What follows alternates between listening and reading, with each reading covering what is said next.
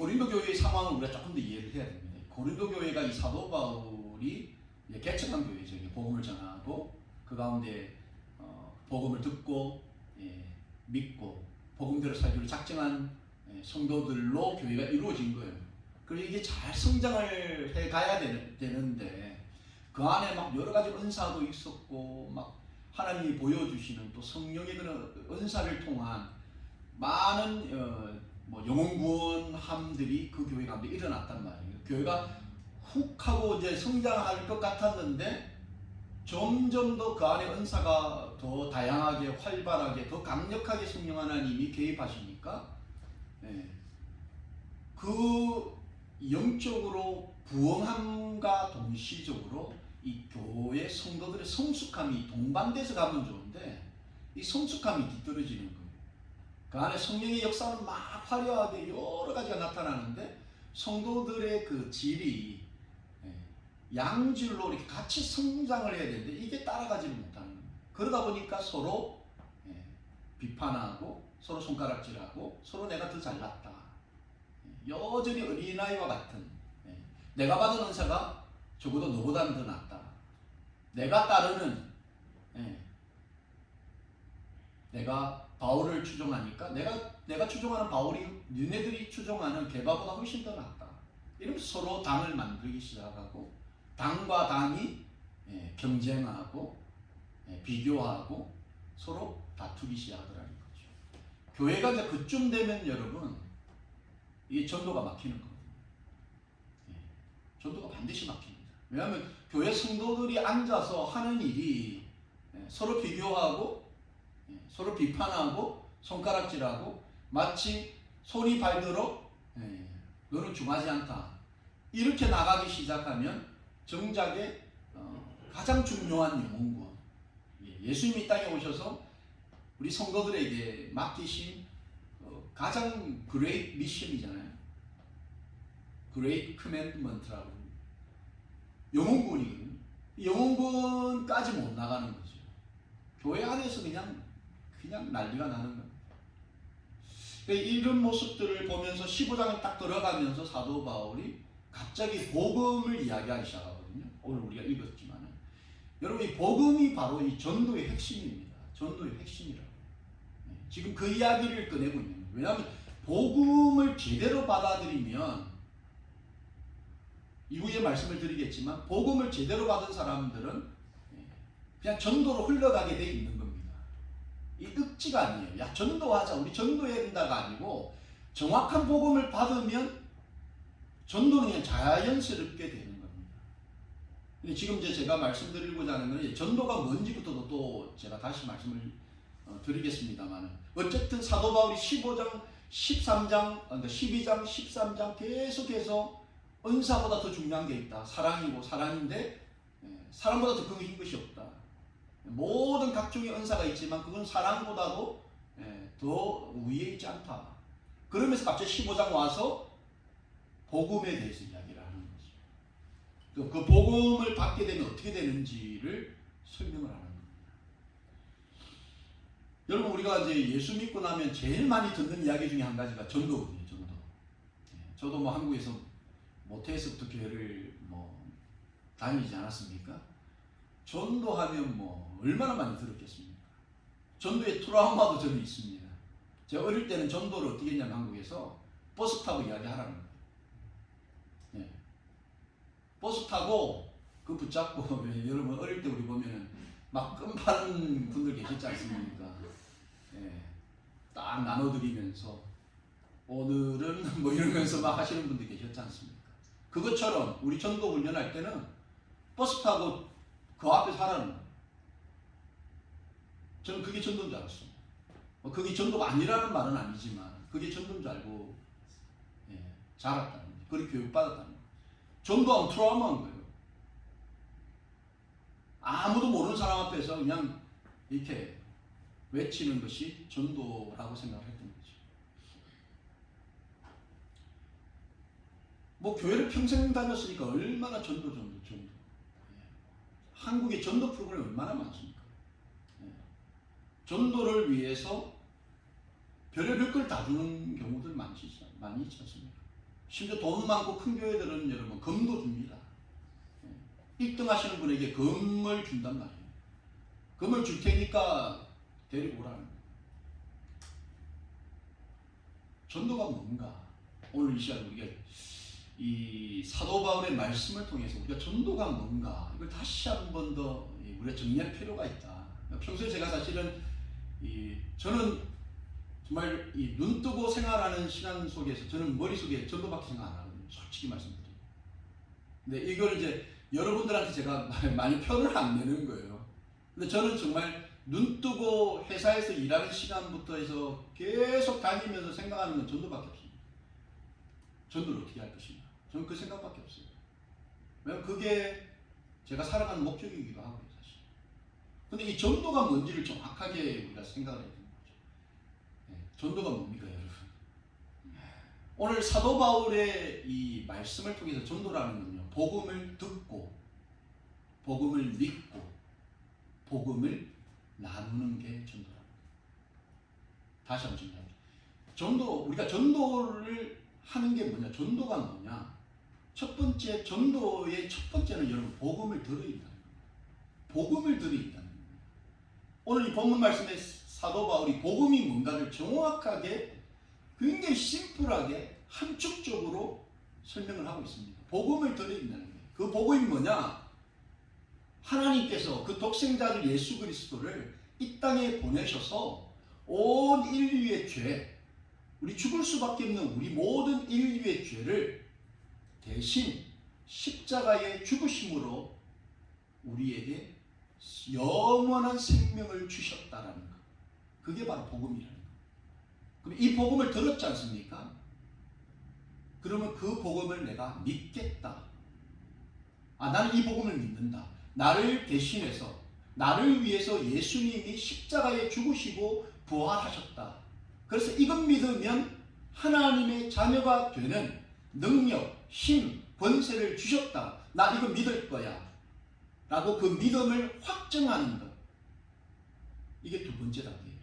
세 번째 단계는 내가 믿었다면, 그걸 붙잡았다면 이제는 그거를 그냥 나누는 겁니다. 쉐어링하는 겁니다. 내가 경험한 예수, 나에게 사랑을 주신 예수님, 나를 구원해 주신 그 예수님, 이걸 자연스럽게 나누는 겁니다. 자녀하고도 나누는 거, 친구하고도 나누는 거, 직장인 동료들하고 나누는 거, 나누는 것. 이것이 전도라는 겁니다. 그러니까 전도에는 3요소가 있는 거예요. 복음 듣는 것, 두 번째 복음을 믿는 것, 진짜 믿는 것, 그리고 세 번째 이 복음을 나누는 것. 여러분, 이게 전도라는 겁니다. 본문 1절 말씀 보시면, 형제들아 내가 너희에게 전한 복음을 너희에게 알게 하노니 이는 너희가 받은 것이요 또 그 가운데 선 것이다. 사도 바울은 전도를 했어요. 자기가 받은 그 복음을 고린도 지역의 사람들에게 전했단 말이에요. 또 고린도 교회 성도들도 그 복음을 사도 바울로부터 들었어요. 그리고 그 가운데 섰다라는 건 그걸 믿었다라는 이야기입니다. 복음을 듣고 믿는 것, 이게 전도의 3대 요소 중에 두 가지라는 것. 이게 참 중요합니다. 복음을 듣고 복음을 믿는 것, 그리고 복음을 나누는 것. 근데 여러분, 많은 경우 교회 안에 보면 복음을 듣고 복음을 믿는 그 단계까지는 대부분의 성도들이 하는 거예요. 근데 듣고 믿었는데 그거를 이제 자연스럽게 나눠야 되는데 이 단계까지 못 나가는 경우들이 많이 있습니다. 물론 여러 가지 이유가 있을 수 있다는 거죠. 한국에서는 전도를 어떻게 거의들 이야기하냐면, 사람을 데리고 와서 이 공간에 앉혀야 이게 전도라고 생각합니다. 사람을 데리고 와서 앉히는 거. 그럼 전도했어? 난 데리고 와서 못 앉혔는데 그럼 전도 아닌 거예요. 여러분, 개척교회에 가면 대부분의 우리가 생각하는 것 중에 전도라는 게 사람 데리고 와야 되는 겁니다. 저는 여러분들에게 그렇게 권면하고 싶지 않아요. 여러분 나가셔가 사람을 데리고 여기 와서 물론 만지시면 좋겠지만 이게 왜 그러냐면 많은 경우 성도들이 내가 듣고 내가 믿고 내가 경험한 것을 나누는 것이 가장 효과적인 거거든요. 그런데 나는 잘 못하니까 내가 그냥 교회에 데려다 놓으면 교회가 목사님이 뭐 성경 공부가 알아서 그 사람에게 복음을 전해주고 듣게 하고 믿게 하겠지 라고 생각하는 경우들도 참 많다는 거예요. 또 때로는 와 보라 이런 생각으로 그냥 여기 오면 된다라고 생각하고 무조건 데려다 놓으려고 하는 경우도 많다는 거예요. 그리고 또 강단에서부터 여러분 전도를 이 빈 공간을 채우는 것이 전도라고 가르칠 때도 있다는 거예요. 근데 정확한 전도의 개념은 여러분 복음을 듣게끔 하는 거예요. 그건 누구를 통해서죠?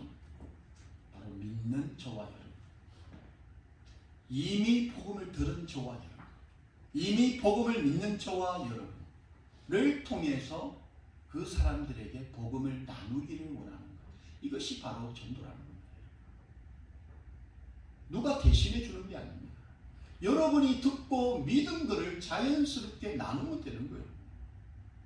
여러분의 삶 속에서 그것보다 더 효과적인 게 있을 수 없다는 거죠. 사도 바울도 여러분 내가 받은 것을 먼저 너희에게 전했다는 거예요. 사도 바울도 여러분 없는 걸 전한 게 아니고 사도 바울이 경험한 것, 자기가 받은 것, 자기가 믿은 것, 그거를 고린도에 나눴다는 겁니다. 여러분 이게 참 중요합니다.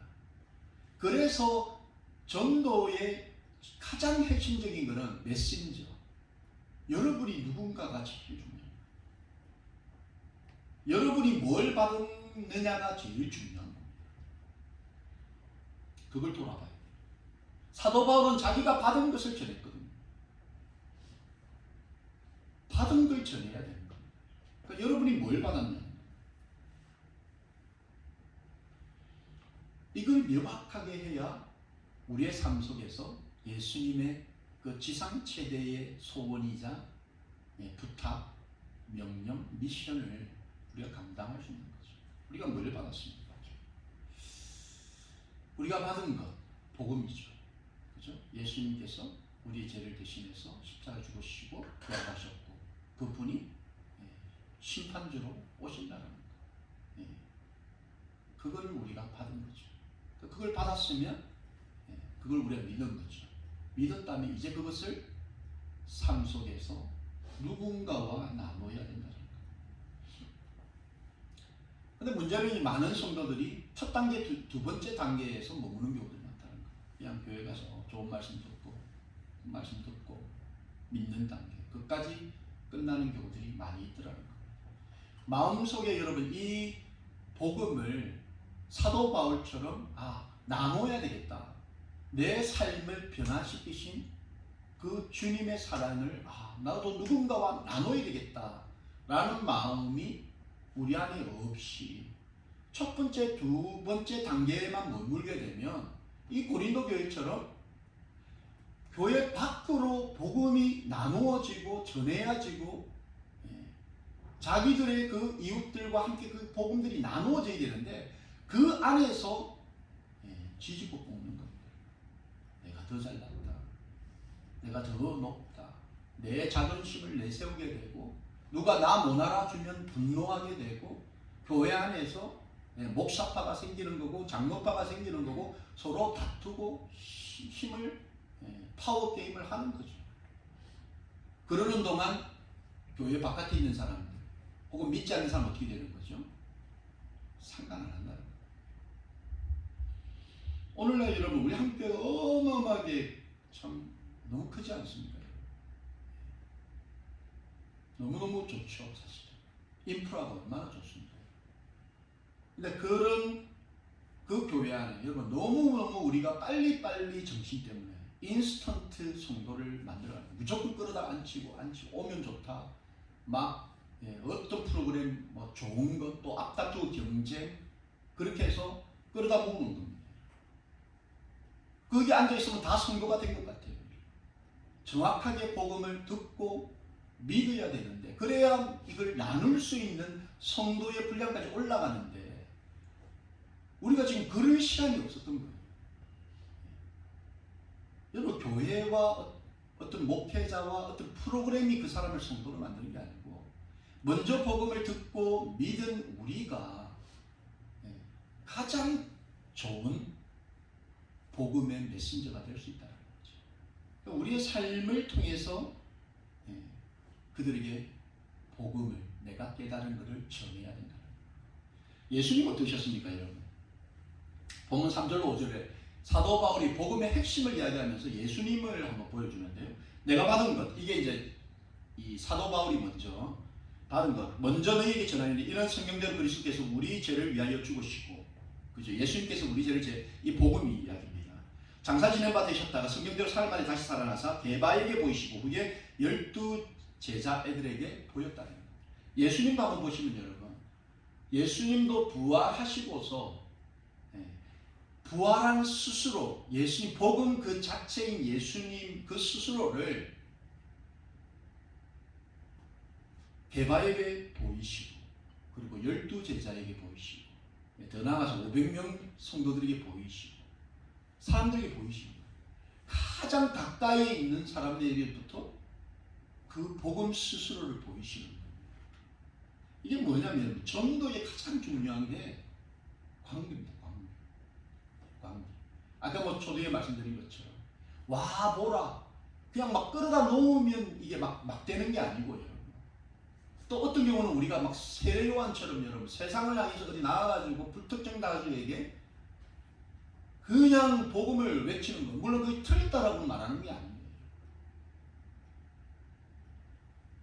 전도의 가장 3대 요소 세 번째 전하는 쉐어링하는 거에 가장 중요한 게 바로 관계라는 거예요. 관계.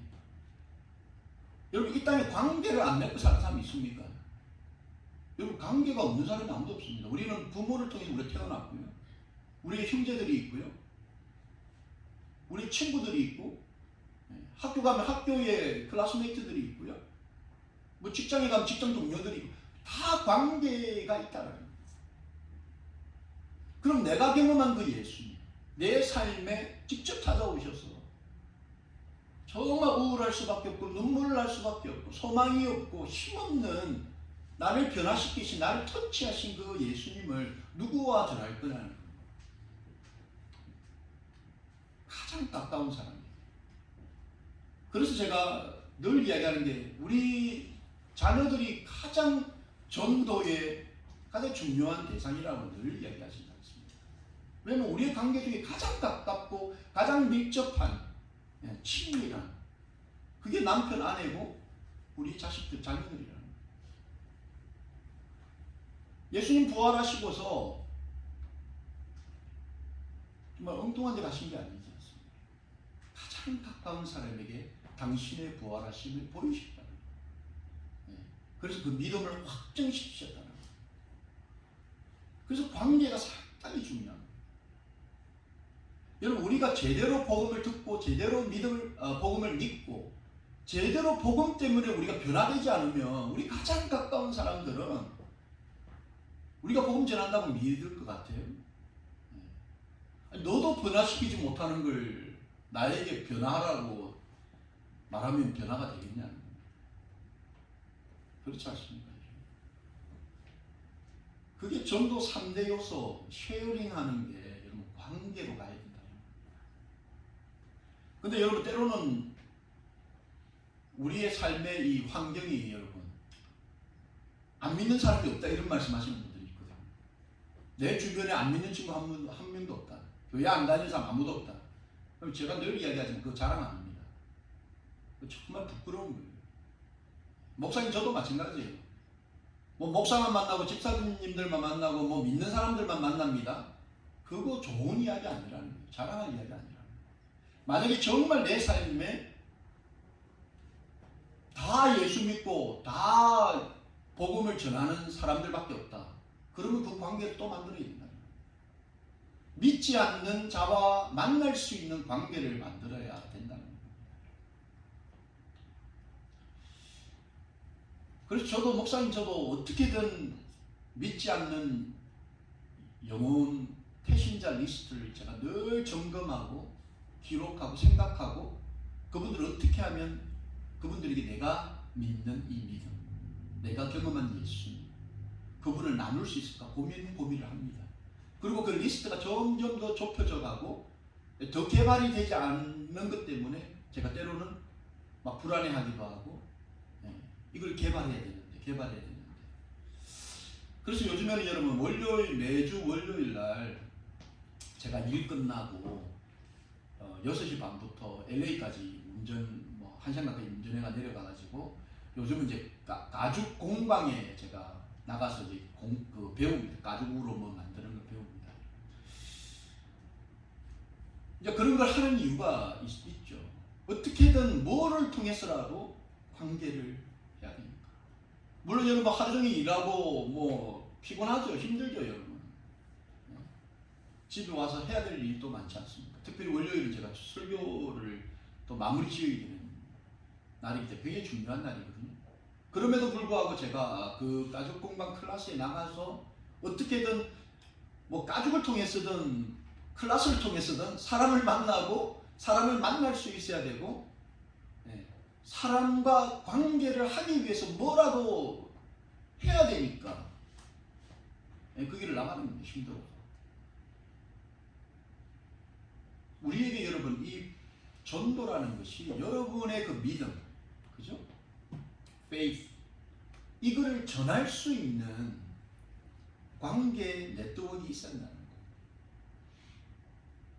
단순하게 여러분 교회에 누군가를 데리고 와서 이게 앉히는 그거를 뛰어넘어서 여러분의 믿음, 여러분이 받은 그 복음, 여러분이 믿고 있는 그 복음을 누군가와 나눠야 된다는 겁니다.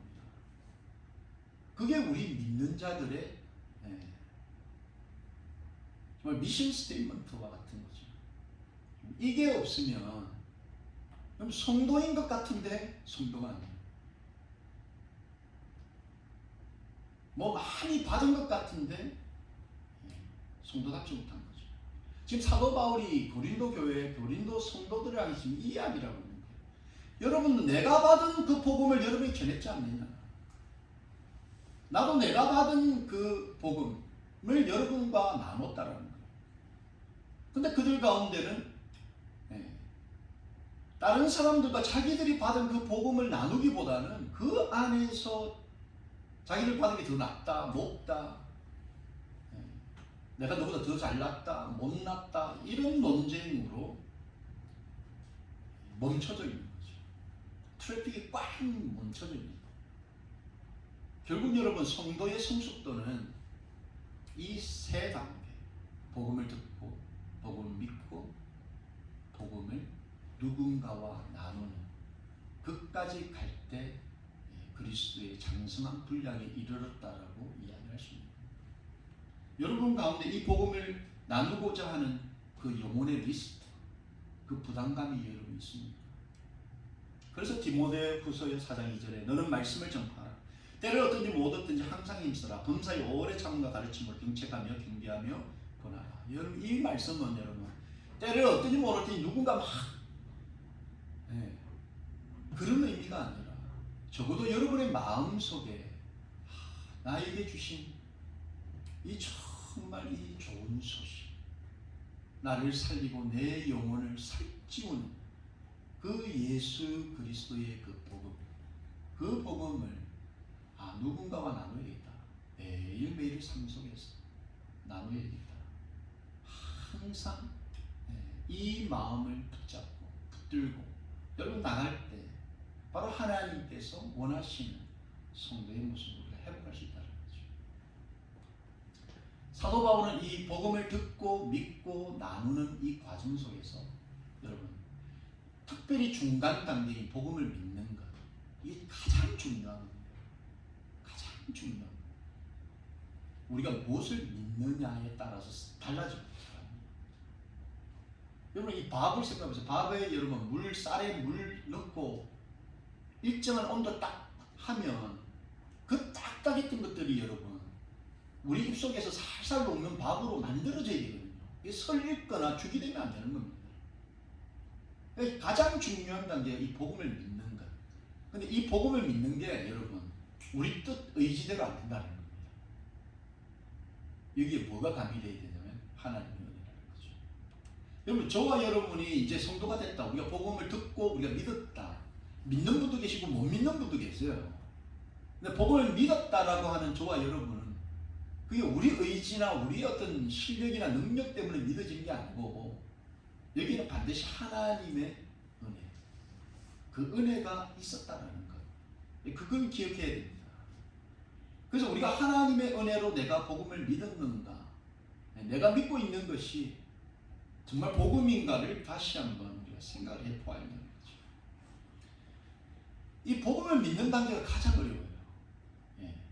사람을 끌어다 앉힐 수도 있습니다. 우리 자녀들을 이 자리까지 끌어다 앉히는 건 어떻게든 할 수는 있다는 거예요. 근데 그 복음이 그 마음에 떨어져서 이게 싹이 나고 열매가 맺는 과정은 반드시 믿어져야 되는 그 과정이 있는 겁니다. 이게 믿어지는 게 이게 쉽지 않다는 거죠. 사도 바울도 자기 스스로가 이 복음을 듣고 믿기에는 너무나 부족한 존재라는 것을 깨닫고 있었습니다. 그게 오늘 본문 말씀 9절 말씀으로 나는 사도 중에 가장 작은 자라 나는 하나님의 교회를 박해하였으므로 사도라 칭함받기를 감당하지 못한다. 본인 스스로를 너무 잘 알고 있는 거죠. 사도 바울 본인이 이 복음을 듣고 정말 이걸 믿고 이 믿은 것을 다른 사람들과 나누기에는 너무나 부족한 존재라는 것을 그 스스로가 깨달은 거죠. 여러분 하나님의 은혜를 잘 받는 사람의 특징 중에 첫 번째가 자기 자신이 죄인, 자기 자신이 부족한, 나는 너무나 천한, 나는 이 복음을 받기에는 내 그릇이 너무나 더럽다라는 것을 깨닫는 사람이 하나님의 은혜를 받을 수 있는 확률이 높다는 거예요. 이 세상에 여러분 너무 잘 나가고 너무 잘 풀리고 너무 가진 게 많고 여러분 걱정 근심이 없는 사람들이 복음 받아들이기가 참 쉽지 않습니다. 오히려 여러분 참 모나고 부족하고 강팍하고 아주 성질이 그런 사람들이 때로는 자기의 그 약점을 너무 잘 알지 않습니까? 그것 때문에 하나님의 복음, 그 복음이 자기를 살린다라는 것을 깨닫는 경우들이 많이 있다는 거죠. 사도 바울이 복음을 믿는 그 과정에서 자기 자신을 정확하게 깨뚫어 본 겁니다. 여러분 이것이 하나님의 은혜입니다. 내가 얼마나 부족한 인간인가를 깨닫게 하는 이게 바로 하나님의 은혜라니까요. 여러분 이게 쉽지 않지 않습니까? 우리는 너무나 교만하기를 좋아하는 사람들이지 않습니까? 좀 내가 누군가로부터 대접을 못 받는다, 누군가로부터 소홀함을 받는다면 견디지 못하는 마음이 우리 가운데 있거든요. 그게 죄의 본질이라는 거예요. 근데 여러분 이걸 깨우치게 하시는 것이 바로 하나님의 은혜예요. 난 안 돼. 나의 힘 능력으로는 안 돼. 많은 사람들이 하나님 없이도 잘 살다가 여러분 자기의 힘과 능력으로 할 수 없는 일, 그 벼랑 끝에 섰을 때 하나님을 만나는 경우들이 심심치 않게 있거든요. 그게 뭡니까? 그 벼랑 끝에 섰어야 자기가 누구인지 내 힘으로는 아무것도 할 수 없는 연약한 존재입니다. 여러분 우리가 암 앞에서 여러분 속수무책으로 10kg, 20kg 빠져가면서 죽어나가는 분들 많이 보지 않습니까? 코로나도 마찬가지죠. 여러분. 눈에 보이지도 않는 그 바이러스 앞에서 속수무책으로 이 미국이란 강대국에 수많은 사람들이 죽어나가는 걸 우리 보지 않았습니다. 그때 많은 의사들이 하나님을 찾고 하나님 인정하고 하나님을 부르고 하나님을 믿게 되었다 이런 이야기도 우리가 많이 보지 않습니다. 내가 얼마나 부족하고 나약하고 연약한 존재다. 이걸 깨닫게 하시는 게 하나님의 은혜고, 이 하나님의 은혜가 있어야, 그제서야 비로소 예수님을 믿게 된다. 이게 복음의 정수라는 거예요. 내가 누구인지를 깨닫게 하시는 그 하나님의 은혜를 통해서 나를 깨닫고 하나님을 깨닫는 것. 그것이 복음의 가장 중요한 핵심이고, 바로 이게 전도라는, 복음을 듣고 믿는 가장 중요한 핵심이 되는 거예요. 그래서 여러분, 우리가 믿고 있는 이 복음 가운데는 내가 누구인지를 깨달아야 돼요. 내가 누구인지. 내가 이렇게 살아있는 것 같고 내 힘으로 다 할 수 있을 것 같고, 여러분, 내 이 남은 호흡으로 다 내 계획대로 잘할 것 같지만 실상은 우리가 하나님 손에 붙들리지 않으면 잠깐 있다가 사라져버리는 그 안개와 같은 그런 존재가 나라는 것을 깨달아야 된다는 거죠. 바로 이게 하나님의 은혜다. 그래서 사도 바울이 10절 말씀에, 그러나 내가 나 된 것은 하나님의 은혜로 된 것이니 내게 주신 그의 은혜가 헛되지 아니하여 내가 모든 사도보다 더 많이 수고하였으나 내가 한 것이 아니고 오직 나와 함께 하신 하나님의 은혜다. 그래서 사도 바울은 하나님의 은혜로 시작해서 은혜로 마무리되는 성도의 인생, 사도의 인생을 살았다는 거죠. 하나님의 은혜가 임하게 되면 여러분, 자기가 경험한 그 복음을 수고롭지만 다른 사람들과 나눌 수 있다는 거죠. 다른 사람들에게 내가 믿는 것, 나의 믿음을 말할 수 있다. 여러분, 전도를 우리가 어렵게 생각할 게 아니에요. 여러분 무슨 버스 타고 올라가셔가지고 내가 믿는 예수를, 여러분 가장 가까운 곳에 있는 사람들, 그 사람들과 날마다 여러분 삶 속에 개입하시고 여러분의 삶 속에 여러분을 터치한 그 하나님의 손길을 나누는 거예요. 그게 바로 전도고, 그게 복음을 듣고 믿은 자들의 당연한 열매라는 겁니다. 우리 삶 속에 이게 되는 거죠. 근데 때로는 여러분, 이렇게 우리가 복음을 가까운 사람들에게 전하지 않습니까? 특별히 관계를 통해서 전합니다. 근데 여러분, 그때 바로 열매가 나타나면 좋은데 제 경험상은 여러분 쉽지 않다는 거예요. 그래서 우리가 이런 전도를 안 하는 거예요. 관계 전도를 왜 안 하느냐면 롱텀 프로세싱이기 때문에 오래 걸려요. 여러분, 남편 변화시키고 아내 변화시키고, 이거 하나님의 은혜로 내가 복음을 나누면서 내가 나누는 그 복음의 핵심인 예수 그리스도가 내 남편, 내 아내, 내 자녀의 인생을 바꾸기까지의 그 과정이 여러분 뚝딱 만들어지는 게 아니라는 겁니다. 여러분, 교회 끝으로 끌고 와가지고 여러분 앉혀놓는다고 갑자기, 물론 그런 경우도 있을 수 있겠습니다만, 적어도 여러분 관계라는 것은 오래 걸리더라는 겁니다. 그래서 우리가 이걸 못해요. 여러분 못한다니까요. 한 사람 전도하는데 여러분 한 4년 5년 걸린다 그러면 여러분 하시겠어요? 그래서 늘 이야기하는 게 우리 가정부터 구원하자는 거. 우리 가정부터. 왜? 24시간 주 7일 다 오픈되어 있잖아요. 나의 변화를 가장 빠르게 캐치하는 곳이 우리 가정이고 나의 가장 가까운 사람들이야. 이게 너무나 오래 걸려요. 그래서 차라리 여러분, 우리의 이 조급함이 때로는 정말 그 예수 그리스도의 그 깊은 성숙에 이르기를 방해할 때가 많다.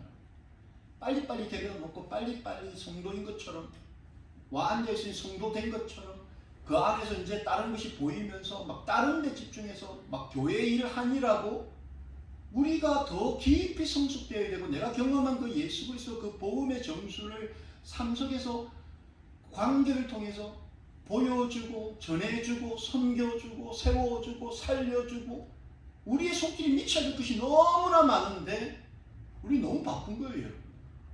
교회 생활하면서 얼마나 바쁩니까? 내가 듣고 믿는 그 선에 머물러 있다 보니 너무나 바쁜 겁니다. 관계로 전도하는 게 쉽지 않습니다. 저도 제 경험으로 3년 4년 그 이상이 걸리더라고요. 그 이상이 되어도 여러분 복음을 믿는 단계까지 가려면 10년이 걸릴 수도 있다. 그럼에도 불구하고 여러분 제 마음의 영혼 구원 리스트가 계속 업데이트 되어 있다는 거예요. 계속 그분들을 향해서 기도를 심고 사랑을 전하고 예수 그리스도의 그 따뜻하신 그 인격적인 사람을 살리고 영혼을 세우고 또 필요한 성령의 은사들을 하나님께 주시지 않습니까? 말씀을 통해서 그들을 예언하고 세워주고 살려주고 격려해주고 이게 여러분 10년, 20년이 걸릴 수도 있다는 거예요. 그럼에도 불구하고 우리는 이 단계까지 나아가야 됩니다. 왜냐하면 그 복음이 나를 살렸기 때문에 내가 살았기 때문에 복음이 우리를 살렸기 때문에 이 땅에서 여러분 우리가 유명해지고 이 땅에서 여러분 뭔가 그게 아니라는 거죠. 그래서 여러분 우리가 선을 행하다 낙심하지 말지니 포기하지 않으면 때가 있다는 거예요. 때가 여러분. 그 때가 있습니다. 그거 우리가 하는 게 아니죠. 우리는 늘 하나님께 기도하면서 내가 기도하면 바로 그냥 열매가 맺어지기를 원하는데 사실은 여러분 때가 다 있습니다. 우리의 자녀들이 변하는 때도 있지 않습니까? 아무리 부모가 말을 해도 변하지 않던 우리 아이들이 때가 있다는 거예요. 영혼 구원도 다 때가 있습니다. 우리가 조급하면 이 일을 망칠 때가 많다는 거예요. 조급하게 망칠 때가 있다는 거죠. 이 롱텀 프로세스를 우리가 기억하면서 우리 주변 가장 가까운 사람과 내가 믿은 그 복음을 나누기 시작해야 한다. 이게 안 되면 우리도 우리 안에 갇혀가지고 예수님의 그 귀한 복음을 흘러가지 못하도록 우리가 딱 맞는 바리새인처럼 우리가 딱 막아버리는 그런 이 시대의 바리새인이 될 수 있다는 것을 우리가 꼭 기억해야 합니다. 여러분 복음을 믿는 것 혹시 우리 안에 여러분 이 복음 잘 믿어지지 않는다 이런 분들이 있을 수 있어요. 지난주도 우리가 여러분 참 얼마나 귀한 고백을 우리가 들었습니까? 여러분 믿지 않는 사람이 내가 복음이 안 믿어진다 이 이야기하는 게 얼마나 여러분 이게 얼마나 저는 목사님 저를 얼마나 흥분시키는지 몰라요. 믿지 않는 사람이 나 복음을 들었는데 믿어지지 않는다 이 말은요 여러분 정말 우리를 살리는 말이에요. 저는 지난주 그 이야기를 듣고 한 주 내내 얼마나 흥분하고 여러분 그 말 자체 그 고백이 얼마나 저에게 기쁨이 되는 여러분 그 고백을 듣는데 지금 한 5년 되지 않았나요? 그 고백까지 오는데 5년이에요. 앞으로 5년 10년 뭐 얼마가 걸릴 줄 모르겠으나 호든이 되는 때가 있다는 거예요. 하나님의 은혜가 그 사람의 인생 가운데 그 사람 마음 가운데 임하시고 터치하시고 그럼 나를 살리신 것처럼 그 영혼도 하나님 살리실 거라는 거죠. 그 믿음과 그 소망이 있기 때문에 우리 참고 견디면서 그 때를 바라보면서 여러분 이게 우리가 물밑작업을 천천히 해나가는 거예요. 보여주는 거예요. 말이 아니고 삶으로 보여주는 거죠.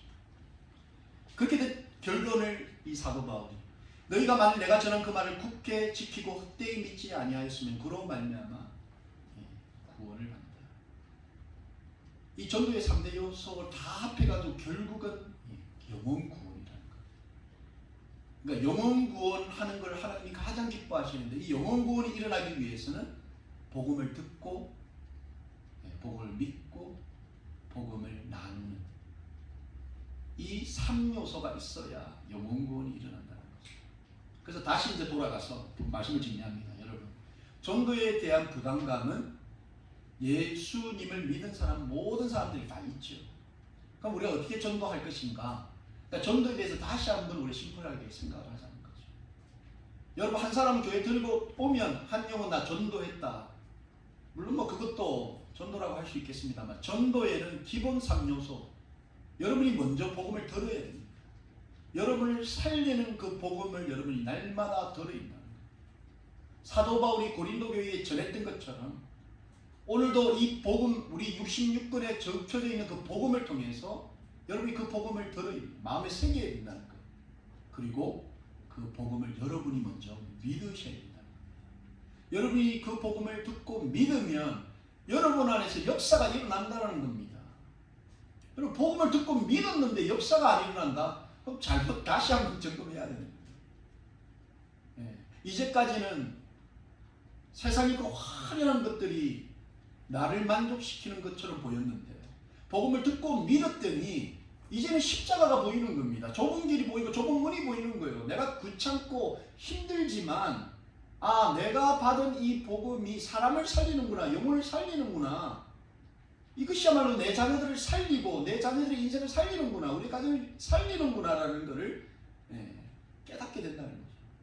그렇게 되면 우리의 가장 가까운 관계에서부터 내가 받은, 내가 믿은 이 복음을 조금씩 나누게 되는 거죠.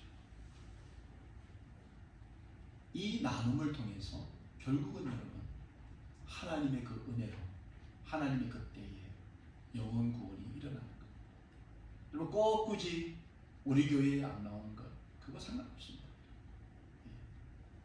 그 가운데 여러분 예수님을 믿게 되고 여러분이 전한 그 예수님을 경험하고 그 여러분이 전한 그 복음을 믿게 되는 영혼들, 그 영혼들에게 영혼 구원이 일어난다는 것. 여러분의 가정에서, 여러분이 축구장에서 만나는 이웃들에게서, 여러분의 직장에서, 또 새로운 그 관계를 통해서 만나는 사람들에게 여러분이 경험한 복음 그것만 이야기하면 돼요. 복음이 여러분을 어떻게 살리셨는지, 여러분이 왜 지금 살아가는지 그걸 그냥 자연스럽게 나누시는 겁니다. 그 가운데 하나님이 역사하신다는 겁니다. 여러분 복음을 믿으시기 바랍니다. 예수님께서 정말 소망은 우리는 이대로 죽으면 여러분 우리 죽은 후 사후의 인생이 우리 스스로 결정할 수 없다라는 겁니다. 예수님을 믿어야 예수님께서 약속하신 그 이터널 라이프를 우리가 경험하고 그 소유하고 영원토록 하나님과 살아갈 수 있다는 거예요. 그게 바로 복음의 핵심입니다. 이 복음을 여러분 믿으시고 여러분이 이 복음을 믿으셨다면 이제 믿는 단계까지는 오셨다면 이제 여러분이 믿는 그 복음을 가장 가까운 사람들, 그 사람들과 나누시기 바랍니다. 여러분이 나누실 때 그 하나님의 은혜가 동시에 임하시고 그 하나님의 은혜로 영혼 구원이 곳곳에서 일어날 줄로 믿습니다. 우리 방주교회와 우리 여러분, 우리 공동체가 정말 복음을 듣고 믿고 전하는 그런 성숙한 단계까지 이르기를 예수님의 이름으로 축원합니다. 기도하겠습니다.